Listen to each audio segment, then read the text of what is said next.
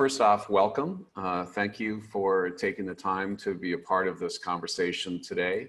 I'm really looking forward to this discussion. We're going to focus on moonshots and radical ideas, and the notion that we need to kind of stir things up and question some of the foundational assumptions that we bring to our work if we're really going to go to the next stage of where we want that work to take us. Today, I'm very pleased to have Delilah Rothenberg, who's with the Pre-Distribution Initiative, as well as Fuad Mahamed from ACE, which is a social enterprise in Bristol, UK, working with refugee relief and resettlement, focused primarily on labor markets and employment issues.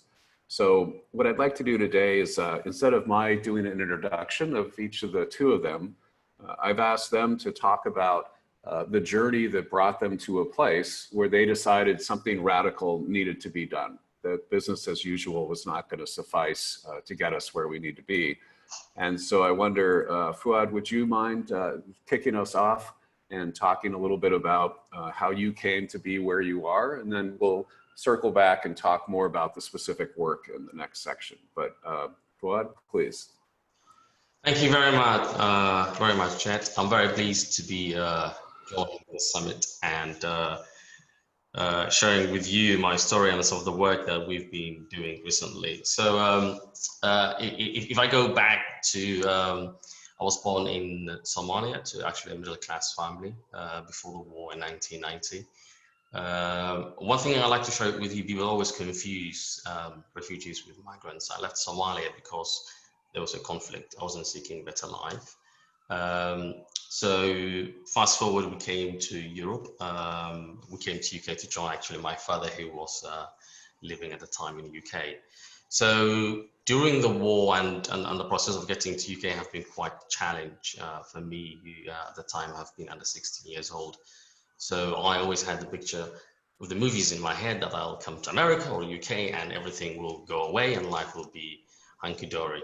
And what I found out the first 3 years of coming to UK is that actually life is quite challenging, integration, resettlement and everything. And just to give you an example of how the challenges I have faced as being a new refugee into UK, included people have seen me as just a vulnerable human being, which should be given plates and food, and haven't seen the young person who could have talent, aspirations, and who wanted to do something with their life. Dealing with mainstream agencies haven't been quite easy. Again, I've just been divided by, we want to give you food, and they just wanted to put me in a box called refugee.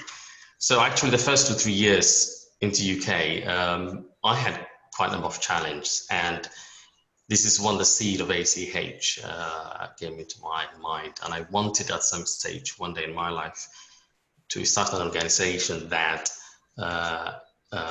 can work with refugees, not only work with refugees, but to help them get into employment, to help them get into business, to help people see them as professionals, see them beyond this definition that refugees should be seen as just within the humanitarian context, just as a charity case. So I'll discuss in a minute what we do, but I'm very happy to share with you ACH now works across 3 cities in UK, actually 4 cities now. We work with 4,000 people, we have 80 staff, and we are seen as one of the 4 or 5 organizations in the UK that contribute to policy, research, of resettlement and integration. That's great. Thank you. Thank you very much for that.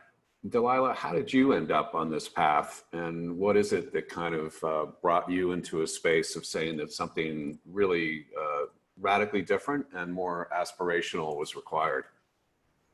Yeah, thanks, Jed, and Fuad. Really interesting background. I'm excited to hear more. I actually did not intend to go into finance. I was an activist as a teenager, both social and environmental. And I studied history, politics, and Africana studies in college. And so I was really interested in colonialism and neocolonialism and neo-imperialism.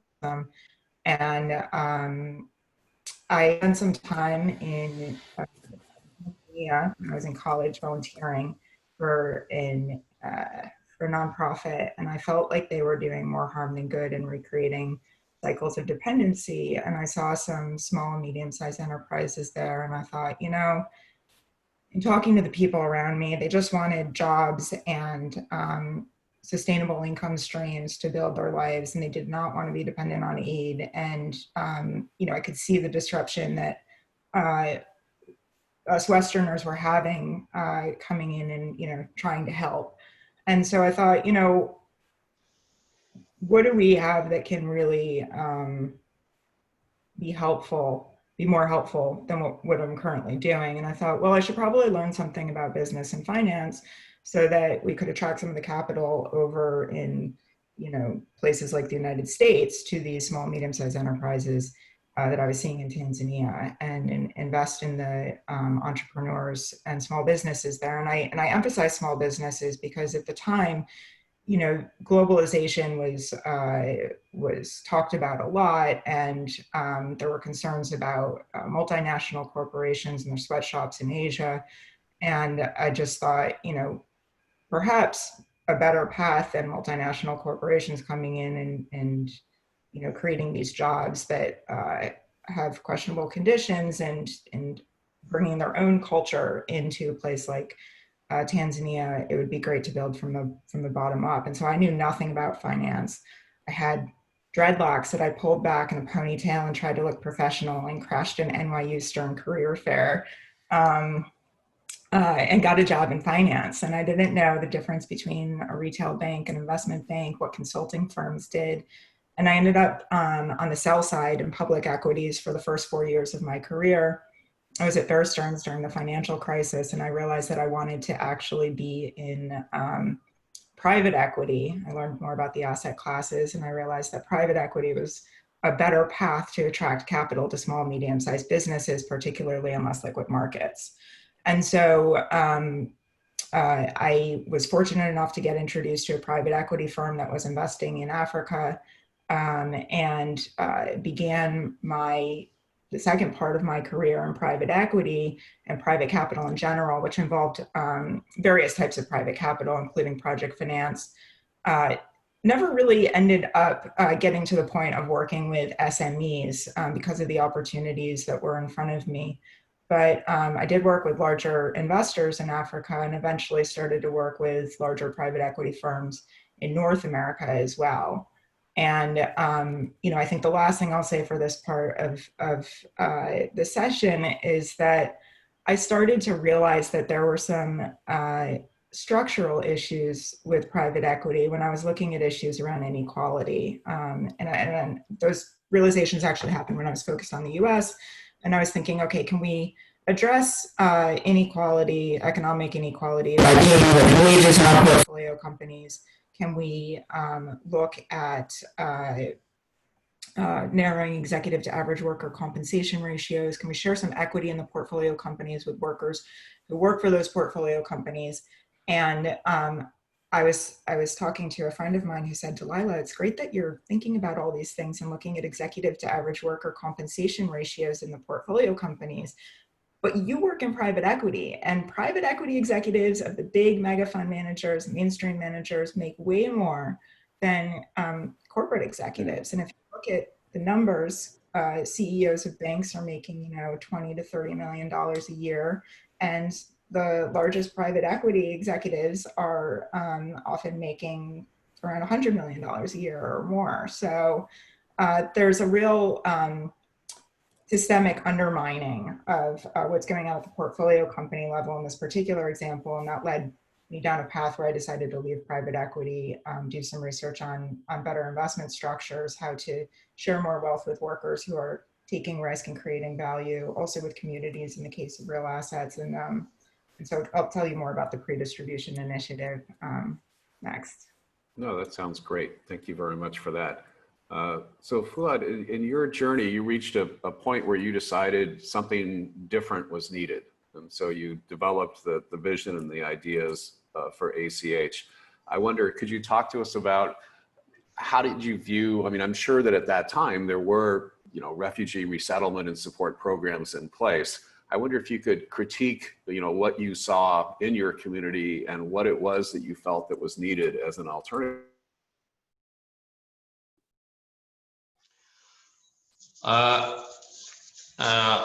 Yeah, certainly. I think there might be some internet issues with Jed. Going back to what I have seen in the United Kingdom that haven't been working well, most of the refugee integration schemes I have seen in the country have actually, as I said, the key issue I had for me was it started with the human being, with the person. So the perception of how refugees have been perceived for me was a big problem. And I want to give you an example. In 2015, when Brexit happened here in the UK, there's been a lot of media saying that there's a lot of, the so-called refugee crisis. There's a lot of migrants and refugees coming into UK. So just to give you some quick numbers, 2015, 2016, when the most people in the world have been displaced, it might be since Second World War, about 60 million. Most of the people that have been displaced actually have never left their home country. They are seen as internally displaced people. And those who have left their home country actually went to the neighboring countries. It's estimated close to only 1 million people of the 60 million people that have been displaced that actually came to, into Europe, and majority of that went to Germany.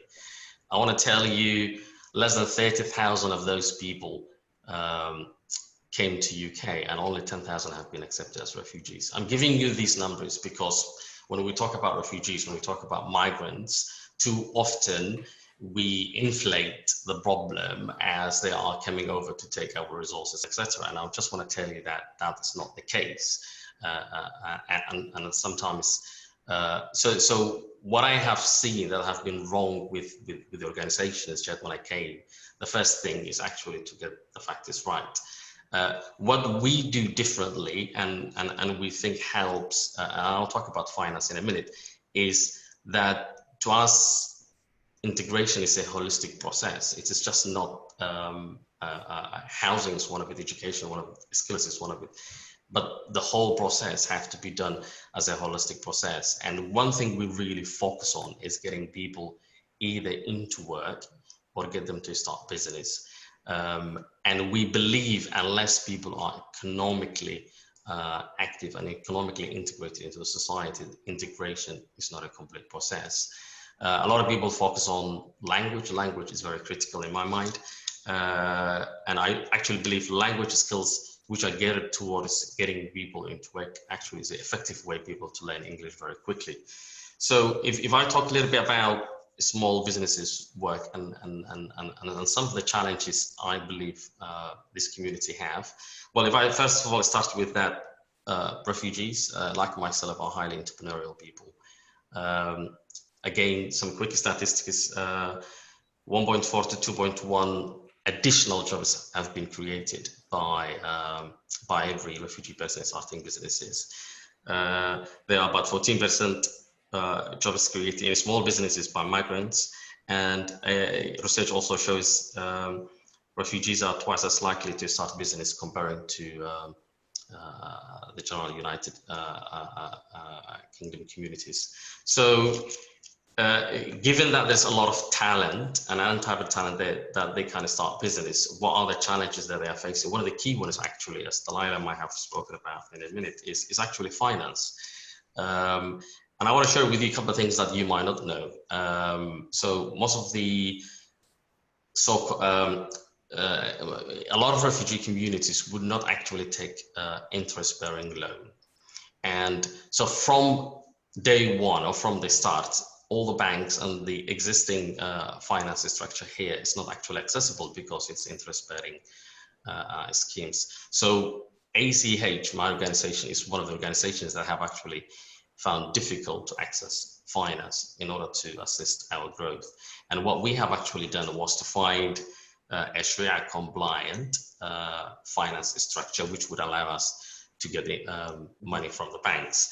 And I'm very pleased to say after 2 or 3 years working with lawyers and everybody else, we have now secured the first Sharia compliant social investment in UK. And we are hoping that that mechanism can be replicated elsewhere in the UK and further afield. So it's very critical to see how ethical investment is quite important to some communities, and some of the banks that we have and some of the financial structure we have might not be accessible to all the communities that are starting businesses. Some of the other things which you probably would know include over-regulation and standard regulation, and getting some of the business ecosystem that's there to help businesses actually see refugees and migrants and some of the communities we work with as hard to reach. In my mind, they are hard to reach because if you don't have staff that represent the culture, staff that that can offer culturally sensitive support, then it's very difficult the business ecosystem to go and help the communities. In terms of, I'll just add two more things, Jed. In terms of getting people into work, we believe equally it's very important not only to help the communities that we work with who start business, but also to get them into the employment market. And that's something that we have been quite successful, and I'll be happy to talk to you further how we've done it. But I just want to give you a quick example. There's a project that we've been successful with the EU, and the project we've been delivering in Birmingham. We've been given funding for 3 years to work with all the Syrian refugees coming. This was not long ago. And basically the funding was aiming to get 50 people who have been nurses, doctors from Syria, and retrain them to get into the NHS or National Health Service in UK. I'm pleased to tell you, within the first 6 months of the project, we have found out 94 people who are all qualified GPs, pediatricians, surgeons, anesthetists, etc., who have skills but not doing much with their skills. And we have worked with the government to create a system to get those skills back recognized here in the UK. I want to share with you a specific example of a guy called Ahmed. Ahmed left in Syria, and he was very afraid of the regime. He was actually getting welfare in Birmingham, did not want people to know that he's actually a doctor. We convinced him that he should actually go back to being a doctor, and we helped him go through the 2 years that he needs to get requalification here. I want to tell you that Ahmed have been receiving a welfare of, or benefit is close to 18k or 18,000 pounds. The tax Ahmed is contributing now to the estate is far more than the total benefits his family have been receiving over a year. The point I'm trying to make is too often we just see the communities that we're working with, refugees and migrants, as burden to society. I want to make the case today that we should see them as an asset. We should see them as people who can and will contribute to our recovery post-COVID if we give them the skills necessary. I want to conclude with that I have found my hope in the difficult places where I thought there was no hope. I was actually doing research. I went to Kenya and I was visiting world's largest refugee camp. So I left Somalia 1997. I went back 2015 to Kenya. So I became, if you will, a British. So I left Somalia very young. So I went to this refugee camp feeling, how could anybody live in this kind of camp? Effectively, if you live in the camp, you're not allowed to leave the camp.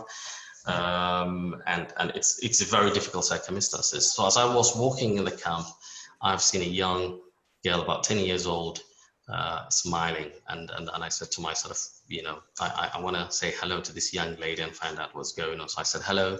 She's told me she was going to the school. I said, can I please come with you to the school? So we went to the school together. Long and behold, as I enter the class, I've seen her teacher also with this big beaming smiling face, and at this point I'm wondering what the hell is going on. So I said hi to the teacher. So I've been sitting in the class, and after the class I've finished it, I've told him what I do for a living, that I work with refugees and migrants here in the UK, and I left Somalia and etc. So after the conversation, he got very serious and he held me tight and he said to me, man don't live on food and water, man lives on hope. And what I'm doing is to give hope to these young children.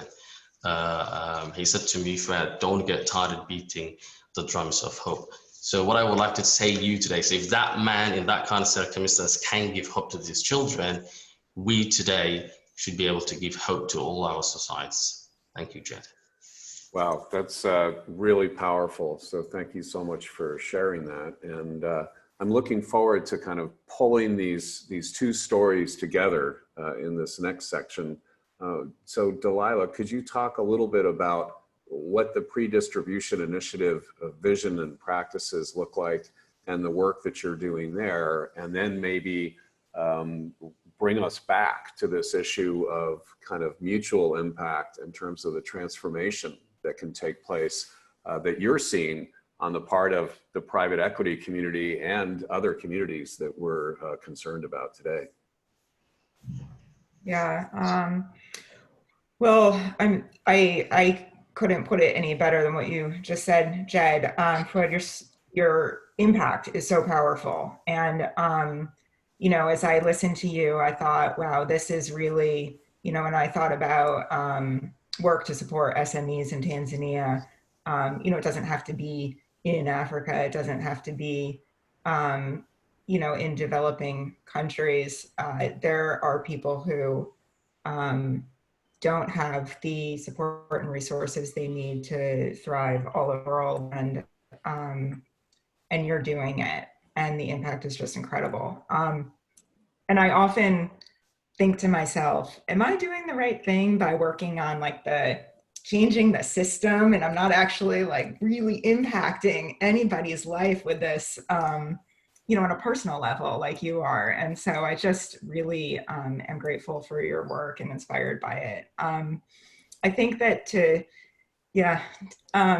weave it together, you know, I think that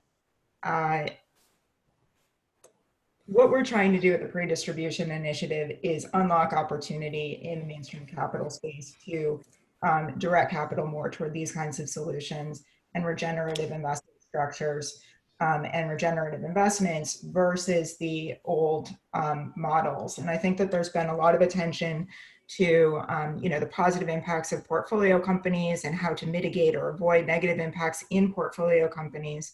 But investors themselves need to make space in their portfolios in the way they invest to have improved structures and practices so that they make space in their portfolios for these kinds of investments. And taking it back to where I left off with the pre-distribution initiative, we started with looking at the 2 and 20 model in private equity and how that can exacerbate economic inequality, and can we share more wealth and potentially governance control with workers and communities? Can we lower the fees for instance, pensioners who, you know, might be the ultimate investors into these funds? And we realized that we couldn't just work on these structures as investors. It couldn't just be asset managers and asset owners by themselves working on these structures. If you're going to work on a solution that's supposed to address the negative impacts that are having, to address the issues that are having negative impacts on other people, you should engage those people too.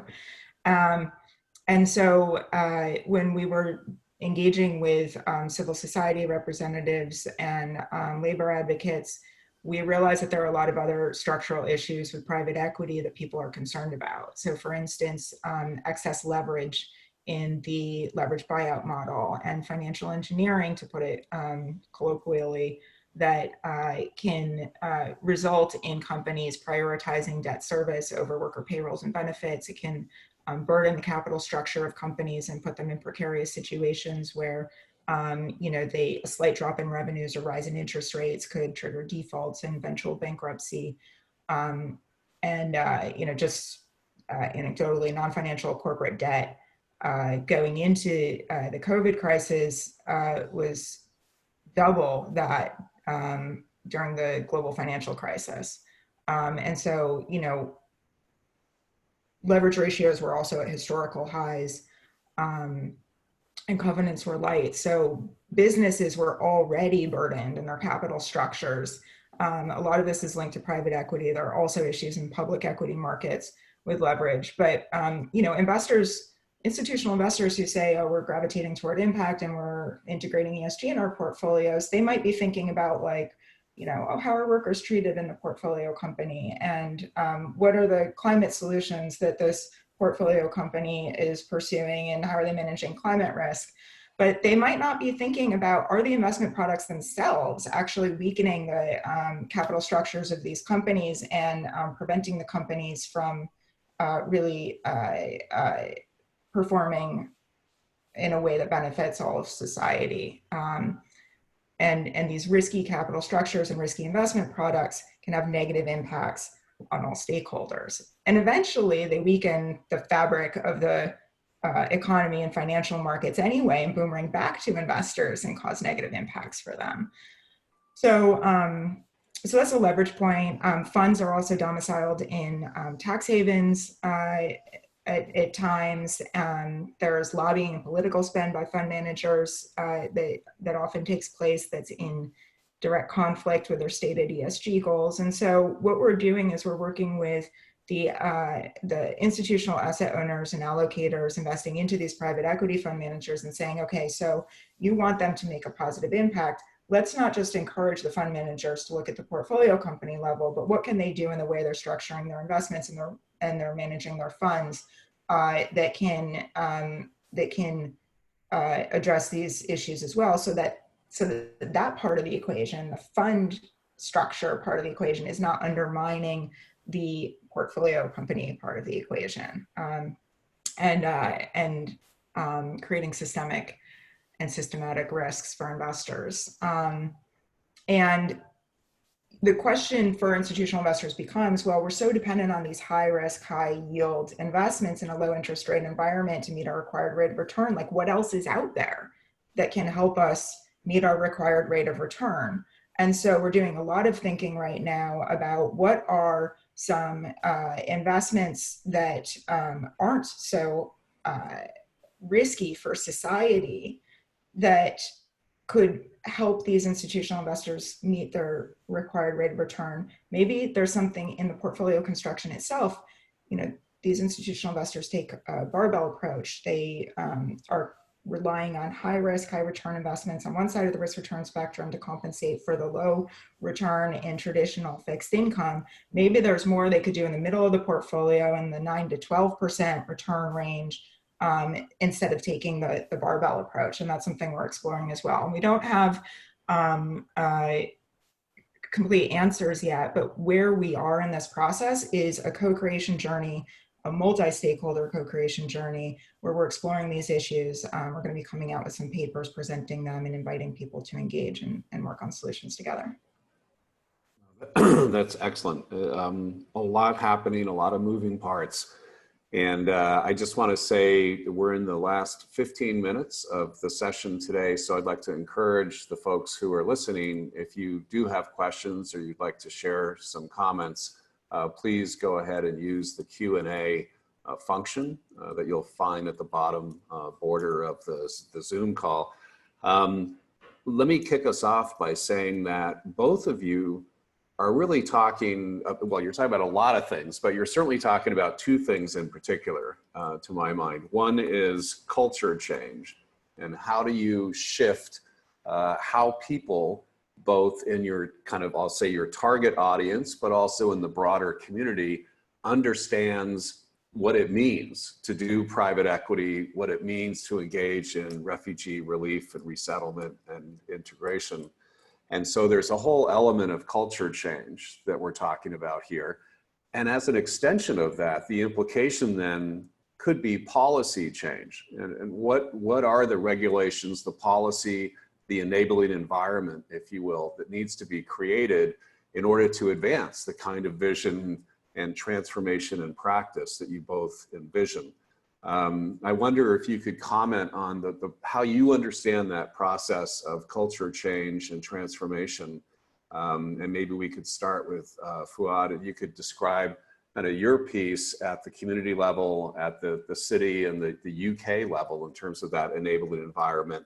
And then Delilah, if you could reflect on the same thing within the private equity sphere, which I think you were moving toward in your final comments there as well. Fuad? It actually has been, for me, the thing that I found the most difficult was the culture change, changing the perceptions. And I give you an example. We do a lot of work with the private sector, and too often I meet with HR directors who want to recruit people for whatever jobs. And when we say we are training the communities that we're working with, we find very difficult for the private sector, the HR directors that we're working with, to see, as I said initially, beyond humanitarianism. And it's all about, well, how could we help you through our foundations and give you some small amount of money to do some activities? We say, well, that's not what we're here to do. We have people who are professionals and who actually can contribute to your company if you give them an opportunity. In some cases, Judge, what I find is there's ignorance, and we have to educate even senior managers about that. Some of the people that we're working with have the right to work and can't work, and etc.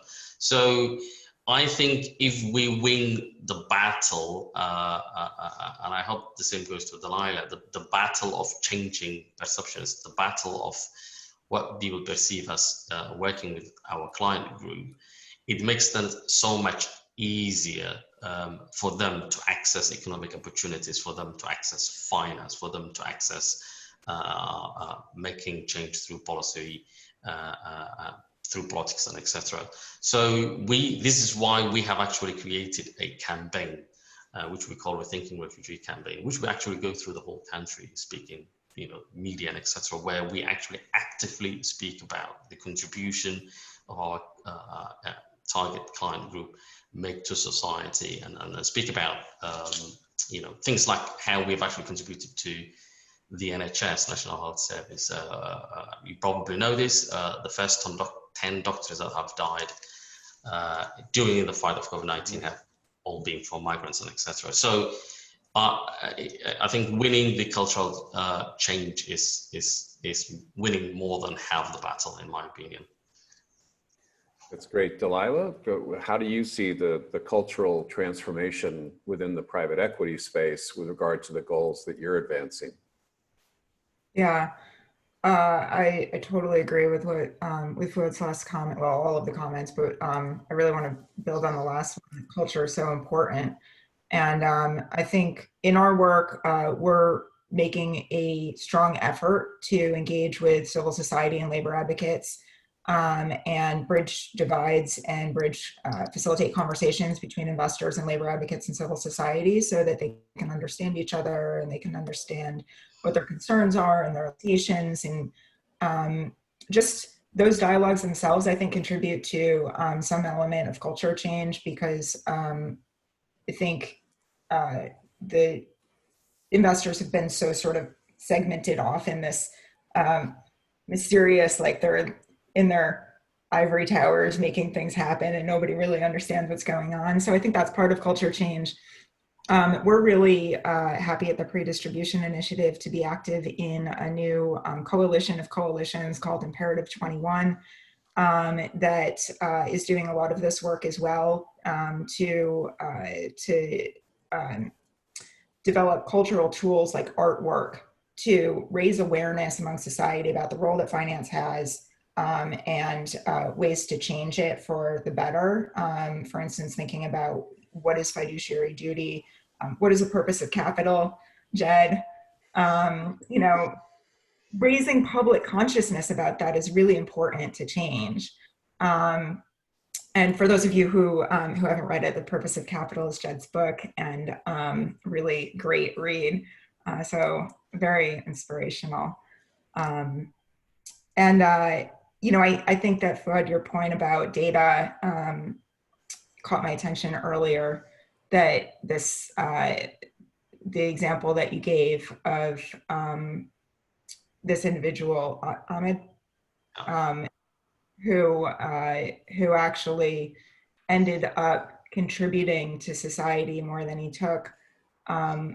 That's a great story, and I think that it helps, that kind of data helps shift cultural consciousness, and we should see more of it. I also want to give a shout out to John Lukomnik and Jim Hawley are doing some really interesting work around financial materiality. And they have a book that's coming out soon, but they've talked a bit in different sessions that I've been a part of in field building about this idea that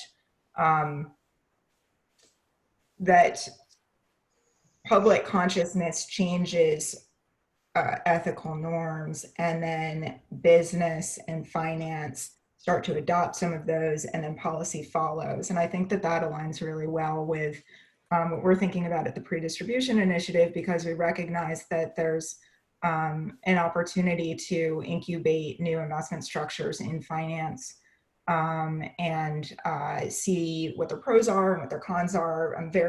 I have this obsession with unintended negative consequences. So I like the idea of using the finance space as a lab to see what works. And then that can lead into improved policy solutions and better informed policy making. And so I think that there's a big role for policy, but policy, I think I tend to agree with John and Jim that it seems to flow in this way, and it makes sense because you don't want to institute a policy without really understanding what its consequences are going to be. Sure. Well, so kind of picking up on this idea of the process of culture change, Fuad, you're in Bristol. I know a lot of the folks on this call would have seen the video footage of Edward Colston's statue getting tossed into your harbor there. I wonder if you could both reflect a little bit on the current context and how has the Black Lives Matter movement affected your work and the environment of your work? And is it accelerating the process by putting a sharper focus on these issues? How do you see that influencing the broader conversations that you're engaging in as it relates to culture change and your effort to create more of an inclusive city? I knew you would talk about Colston. For months, Bristol have been on every probably TV and news because that the change and the ripple effect the Colston statue being torn down had the rest of the world. So to be honest, I actually have been very pleased to see the communities coming together. Before Colston, we had a lot of different communities, not only from refugee migrants coming to us and wanting to take part during the difficult period of the lockdown how it started. So for me, that was actually something I haven't seen that much of that kind of scale. And I have to say, after the Colston, a lot of the private sector organizations, which I believe wanted to do something but did not know how or what to do, came actually forward and said, we're really keen to contribute to Black Lives Matter. My worry is that could be seen, or that could be just a tokenistic thing to do because it is the good thing to do. And we are required as a sector and people who are actually contributing to the summit to make sure that that goodwill is not lost just to tokenistic giveaways, like we will give you some few grants to give to to blaze communities. I think what we need is much more radical change. And that radical change, in my mind, is that no community should be left behind. Doesn't matter whether you're black or white. And to be not left behind includes, all communities of society being inclusive in some of the things like Delilah talked about, access to finance and etc.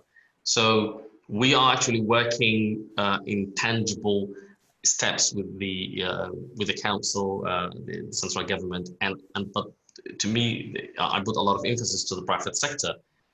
Because in my mind, unless we get people into work, there will always be that poverty. And we are having conversation which goes beyond rhetoric of, we care, we want to help to, can you open opportunities? Can you get people more than market into jobs? What happens is we've seen many cases where people get into market into jobs, they stay a couple of months and then they come back to homelessness, poor and poverty again.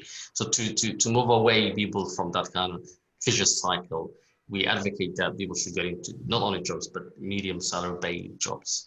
And it is these kind of real tangible steps that we now all should come together and take advantage of the goodwill that's there. Otherwise, in my mind, this will be a big lost opportunity, because anywhere in the world, well, especially in America, there's a lot of now goodwill.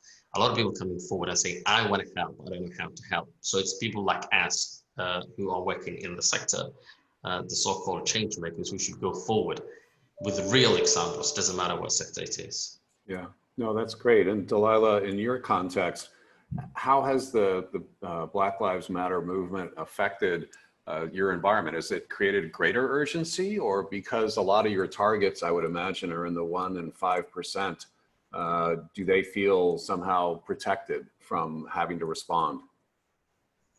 Yeah, it's an interesting question. We've been collaborating with another organization called 17 Communications on looking at the response from the private equity space, and making recommendations for how private equity investors can better address these issues. And so I don't know if I can really go over it in detail in such a short amount of time that we have left, but anybody who's interested can keep an eye out for that. I'm also really trying to be mindful of being a white person in this space, and not assuming that I have all the answers and not taking positions of leadership. And I think that that's been a personal challenge that I'm okay with going through, and figuring out how to be a good ally is complex. And I think it's important for people of privilege to do the work, which can be very uncomfortable.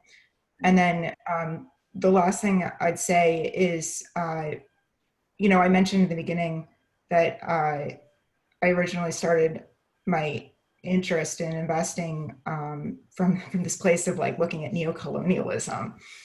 And I found myself reflecting over the past year or so, thanks to some really incredible people in my life, that a lot of the work that I've been engaged with in finance has been neocolonialism, and had elements of it in terms of extractive financing that takes advantage of low costs of human and natural capital in underdeveloped areas, previously colonialized areas, and with people also who were previously enslaved. And I think that we need to look at our financial benchmarks that we're marking to and say, was the cost of human capital, too low, and are our benchmarks inflated? And really, should we be expecting the kinds of returns that we're getting? In the United States, I'd say, maybe the theme is more slavery. In places like Sub-Saharan Africa, where I did a lot of work, the theme is, is a combination of slavery and colonialism. And the cheap access to land and resources and human capital over there, like that's for a reason. So right. Well, sorry. I mean, and as is often the case, we're just beginning to get into some of the real, meat and substance of the conversation today. So on that note, I'd encourage everybody to follow up on the resources that have been mentioned today, to check out the ACH website. It's a lot of interesting materials and ideas there that I found really engaging. And of course, Delilah's work with the pre-distribution initiative, I think, is also very cutting edge. And with a really ambitious agenda and strategy being executed. So thank you both very much for your time and your ideas, and certainly for the work that you're advancing in our world. So thanks very much. We'll see you soon.